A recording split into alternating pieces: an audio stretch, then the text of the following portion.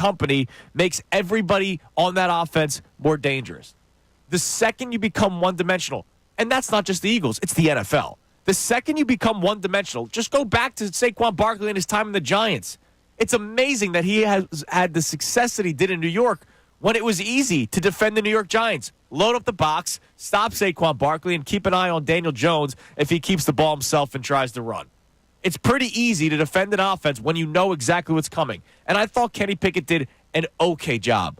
Okay job. That's all I can ask for my backup quarterback, to do an okay job. We should not always have the expectations of Nick Foles winning a freaking Super Bowl. So Kenny Pickett goes out there, does some decent things, does some bad things that a backup quarterback would do, and it shows you just how valuable that Jaylen Herz is. For any Jaylen Herz doubter, for the Chris Sims of the world that say you could put anybody in this offense and look at what they would be able to accomplish because of all the weapons, you're once again proven wrong. You're once again proven to be an idiot, because that's just not the case.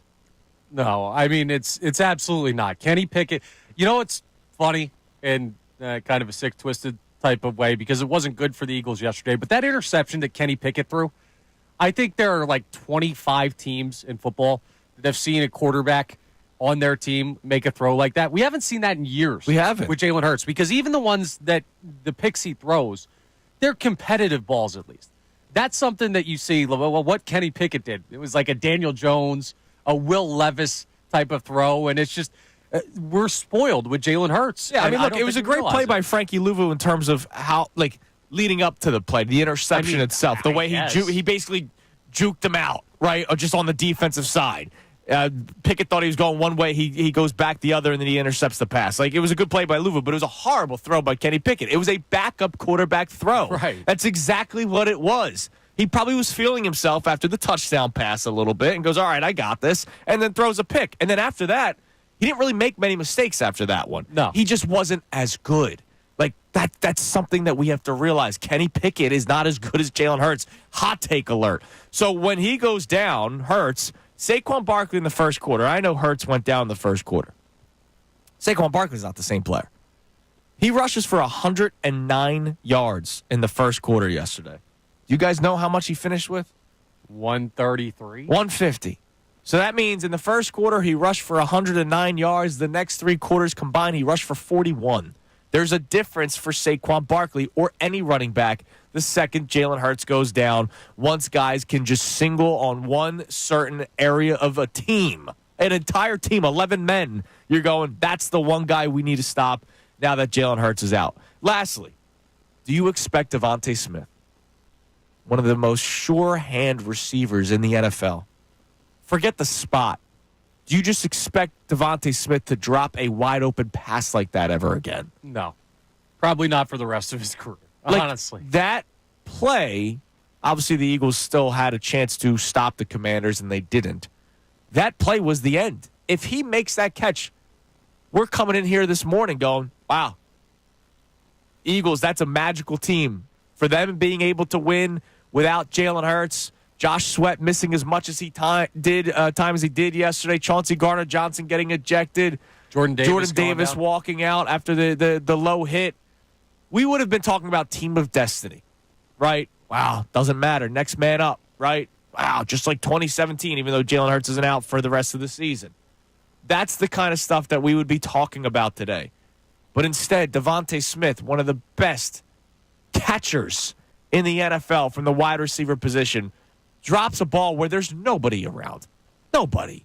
He gets that first down and more, right? And eventually probably gets tackled in bounds. The clock's ticking. The Commanders are forced to burn a time. Or no, the 2-minute warning would have hit. The Commanders would have had one timeout left. And the Eagles would have burned minimally another 120 seconds or 80 seconds, whatever. Right. That's the minimum.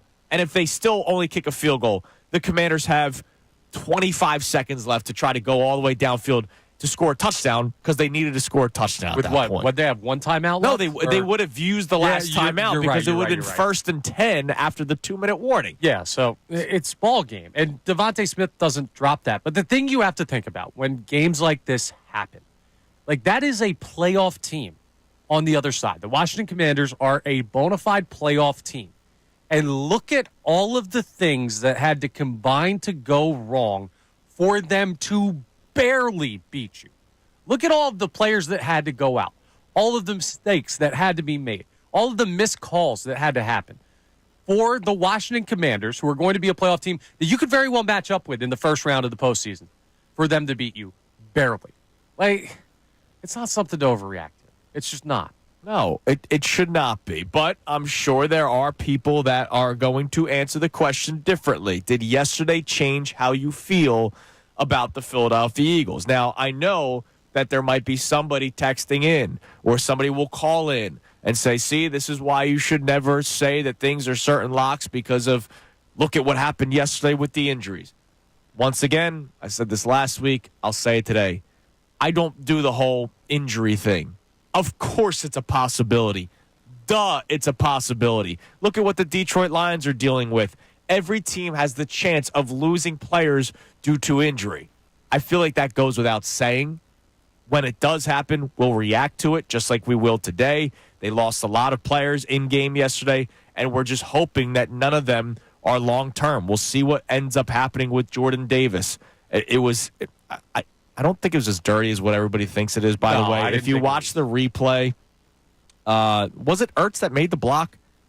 I don't think I don't know if it was Ertz or if it was a guard making it. It'd be weird if it was Ertz on Jordan Davis. Well, somebody was pulling, and it looked like they were going to block low, but they got tripped up by their own lineman. Whoever the right guard is or the center of the Commanders, Tyler Biotish, their leg was out, and the player tripped over it, rolled into Jordan Davis's legs. It was a very unfortunate situation that happened yesterday, and we just got to hope that this isn't some sort of long-term injury where he will miss an extended period of time. So, did yesterday change how you feel about the Philadelphia Eagles? You could text in or call in 610-632-0975. I'm going to try to tell you today that you should not overreact, but I know how it's going to be. I saw it all day on social media. Connor read me. Hey guys, Andrew Salciunas from Kincade and Salciunas. Thank you for checking out all of our stuff on YouTube. Make sure you click, like, subscribe on everything that you see. And of course, you can see everything from our YouTube feed. Full shows, interviews, when John's being an idiot, which is like 15 times a day. So make sure you check out all of our stuff on YouTube. We appreciate it.